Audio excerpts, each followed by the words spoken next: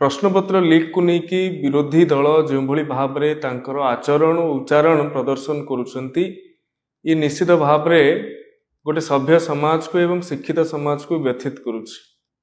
केवल मुद्रार गोटे पार्श्व से देखा जाउछि किंतु मुद्रार अपर पार्श्वटी से देखि पारुनांत। मुझे कहवा को चाहिए ये प्रश्नपत्र लीक घटना रे इंटेंशन को सबुठारु अधिक गुरुत्व प्रदान करा जाए। भारत वर्ष रे भाजपा शासनाधीन हेबा परठारु एवं ओडिशा रे मध्य भाजपा शासनाधीन हेबा परठारु प्रश्नपत्र रे केउ भली भाव रे स्वच्छता अणा जाई पारिबो सेतिपई सर्वाधिक ध्यान आम माने दैछंती।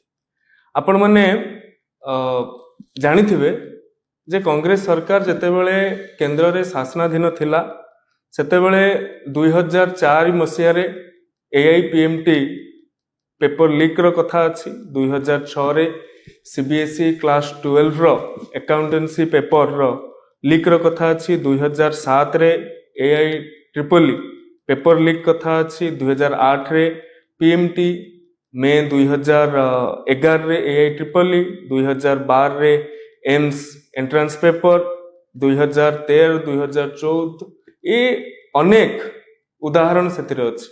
किंतु इंटेंशन से समय रे सरकार रो कोन थिला लोक माने संदिहान रे थिले।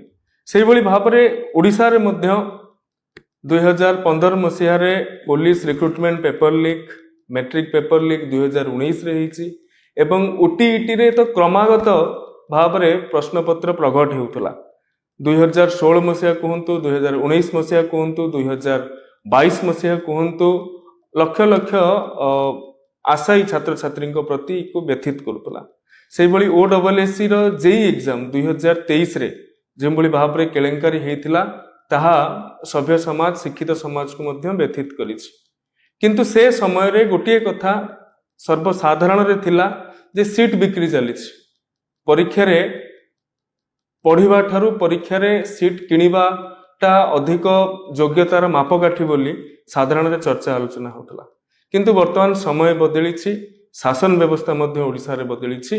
जो व्यक्ति आज गोटे एभली एक संवेदनशील व्यवस्था को राजनीतिर रुटी सेकिबार व्यवहार करुछंती तांकर नेतृत्व नेउथुबा समय रे जो भली भाव रे ये सब घटना गुड़िक घटी आसुथला एवं सेही व्यवस्था देकी ही आमे सरकार को आस्तिलु। किंतु आमर मुख्यमंत्री श्रीजुक्त मोहन माझी महोदय नेतृत्व रे जेतेबेले सरकार रे नुआ आईन अणागला विधानसभा रे प्रश्नपत्र प्रकट करने कथा को लेकी जेतेबेले आमे सब इन्स्पेक्टर एग्जाम बेले त्वरित ढंगरे आमे पदक्षेप नैथिलु एवं 100 रु अधिक व्यक्ति विशेष को कोर्ट चलाण करा जायथिला।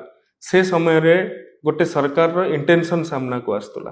किंतु वर्तमान असह्य काईकि होउछि प्रधानमंत्री ऊपर को केंद्र शिक्षा मंत्री जो कार्यधारा इतिमध्य रही हायर एजुकेशन इंस्टीट्यूशन भारत वर्ष रे पाखापाखि 2014 रु 2024 भितर 25% बढ़ी। ग्रॉस एनरोलमेंट रेशियो जेतेबेले एनडीए सरकार को आसिला सेतेबेले 23% थिला, वर्तमान 30% रे आसिक पहुंचलानी। आपण आईआईटी रो कथा कहंतु, आपण एनआईटी रो कथा कहंतु, आइजर रो कथा कहंतु, आईआईएम रो कथा कहंतु, ये 10 वर्ष 2014 रु 2024 भितर 43 टी प्रीमियर इंस्टीट्यूशन नुआ खोला सरिछि।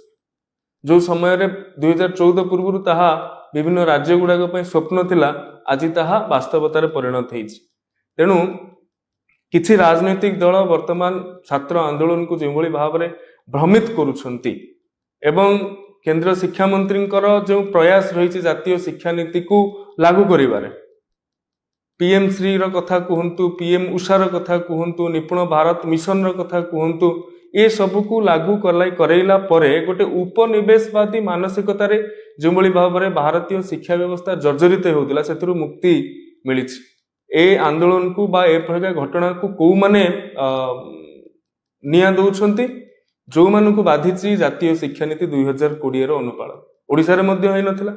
आम सरकार आसिला पर आमे जातीय शिक्षा नीति को अनुपालन करिथिलु एवं मातृभाषा रे शिक्षादान मातृभाषा को गुरुत्व प्रदान जो मानकु बाधिछि से माने वर्तमान ए प्रकार विभ्रांतिकर परिस्थिति सृष्टि करुछंती।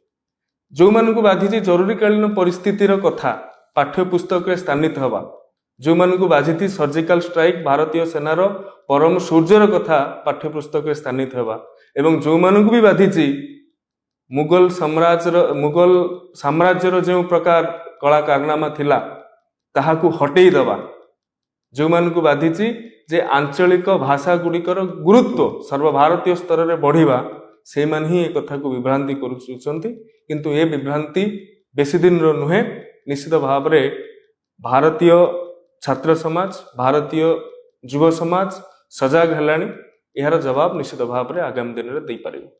नमस्कार।